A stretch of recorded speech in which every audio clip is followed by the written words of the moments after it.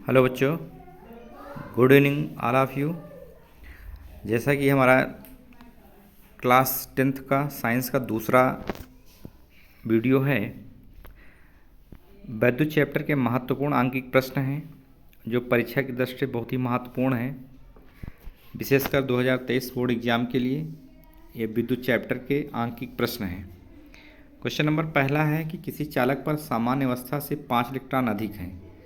किसी चालक में सामान्य अवस्था से 5 इलेक्ट्रॉन अधिक हैं। एक बात की तो इससे पुष्टि हो रही है कि अधिक हैं, इसका मतलब कि इसकी प्रकृति कैसी होगी, ऋणात्मक होगी।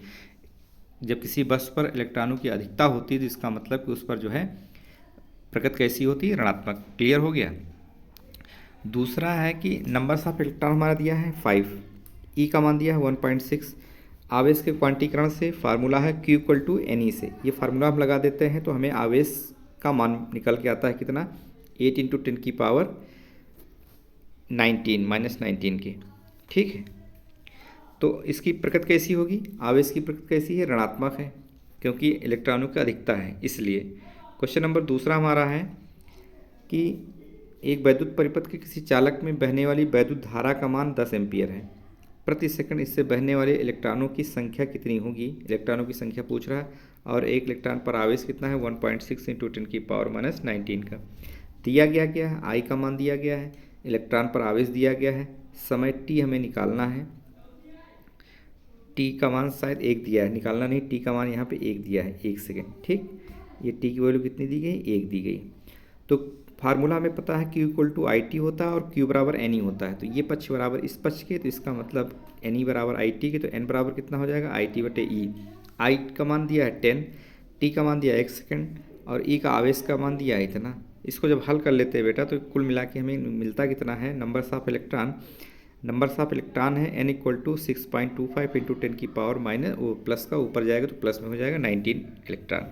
ठीक, ये इलेक्ट्रॉनों की संख्या हो गई। ठीक, क्वेश्चन नंबर तीसरा है किसी L लंबाई तथा अनुप्रस्थ परिच्छेद के तार पर प्रतिरोध 4 ओम है। इस पदार्थ के किसी अन्य तार का प्रतिरोध क्या होगा जिसकी लंबाई कितनी हो जाए, L/2 हो जाए, और अनुप्रस्थ परिच्छेद का जो क्षेत्रफल कितना है, 2a है। ठीक, प्रतिरोध का फार्मूला हमें पता है कि R बराबर होता है, प्रतिरोध R बराबर ρL/A से। ठीक, तो पहले तार के लिए प्रतिरोध R1 बराबर ρL/A 4 ओम हो गया। दूसरे तार के लिए प्रतिरोध R2 बराबर कितना हो जाएगा, ρL कितनी, L/2 है, और क्षेत्रफल कितना है, 2a है। इसको काटेंगे तो 1/4 × ρL/A निकल के आता है। ρL/A की वैल्यू कितनी, 4 है। तो इस तरीके से दूसरे तार का प्रतिरोध R2 बराबर हो जाएगा 1/4 × 1/4, दोनों कट जाएंगे तो R2 की वैल्यू निकल जाएगी कितनी, 1 ओम। आंसर हो जाएगा। क्वेश्चन नंबर, ये बहुत ही इंपॉर्टेंट क्वेश्चन है, बहुत ही इंपॉर्टेंट है। इसमें करा दिए गए परिपथ में ज्ञात कीजिए A व B के बीच का तुल्य प्रतिरोध।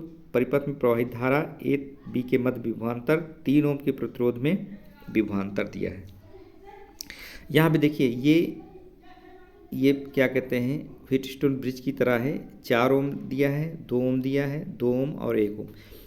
इससे एक चीज़ तो निष्कर्ष है निकल रहा है कि 4 ओम और 2 ओम जो है वो श्रेणी क्रम में है, और 2 ओम और 1 ओम श्रेणी क्रम में है।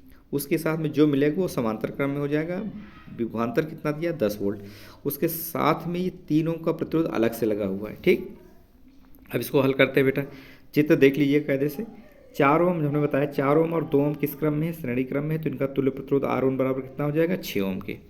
इसी तरीके से 2 ओम तथा 1 ओम भी श्रेणी क्रम में है, तो इनका तुल्य प्रतिरोध 3 हो जाएगा। अब 6 ओम और 3 ओम किस क्रम में है, समांतर क्रम में, तो समांतर क्रम में इनका तुल्य प्रतिरोध निकाल लेते हैं।